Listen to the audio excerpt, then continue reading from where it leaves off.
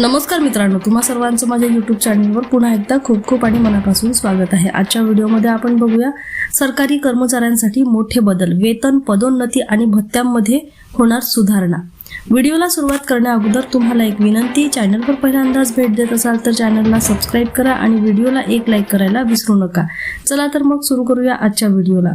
केंद्र सरकारच्या संभाव्य 8वा वेतन आयोग संदर्भात मोठी चर्चा सुरू झाली असून कर्मचाऱ्यांसाठी अनेक महत्त्वाचे बदल प्रस्तावित करण्यात येत आहेत। या बदलामुळे सरकारी कर्मचाऱ्यांच्या वेतन रचनेत, पदोन्नती प्रक्रियेत आणि भत्त्यांमध्ये मोठे परिवर्तन होण्याची शक्यता आहे। सध्या अधिकृत घोषणा नसली तरी विविध स्तरांवर चर्चेत असलेले प्रस्ताव पुढील प्रमाणे आहेत। फिटमेंट फॅक्टर आणि किमान वेतनात मोठी वाढ। 8व्या वेतन आयोगामध्ये सर्वात महत्त्वाचा मुद्दा म्हणजे फिटमेंट फॅक्टर। 7व्या वेतन आयोगात हा फॅक्टर 2.57 पट होता, तर नव्या आयोगात तो 3.68 पट करण्याचा प्रस्ताव चर्चेत आहे। यामुळे कर्मचाऱ्यांच्या मूळ वेतनात मोठी वाढ होण्याची शक्यता आहे।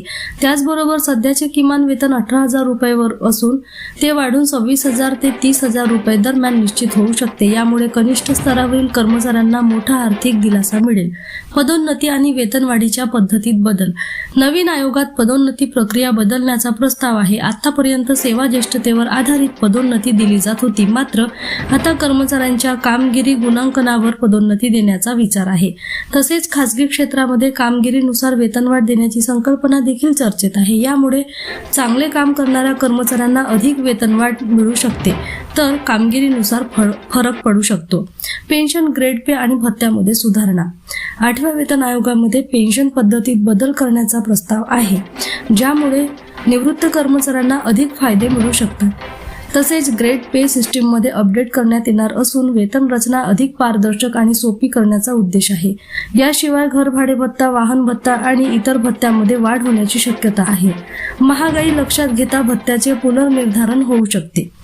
महागाई भत्ता मूळ वेतनात विलीन होणार का? सध्या चर्चेत असलेला आणखी एक महत्त्वाचा प्रस्ताव म्हणजे महागाई भत्ता हा मूळ वेतनात विलीन करण्याचा विचार। जर हा निर्णय लागू झाला तर कर्मचाऱ्याच्या बेसिक सॅलरीत मोठी वाढ दिसून येईल आणि भविष्यातील वाढीवरही त्याचा सकारात्मक परिणाम होईल। 8वा वेतन आयोग लागू झाल्यास सरकारी कर्मचाऱ्यांच्या आर्थिक स्थितीत मोठा बदल होण्याची शक्यता आहे। वेतनवाढ, भत्ते, पदोन्नती आणि पेन्शन या सर्व बाबींमध्ये सुधारणा होणार असल्याने कर्मचारी वर्गासाठी ही एक सकारात्मक घडामोड ठरू शकते।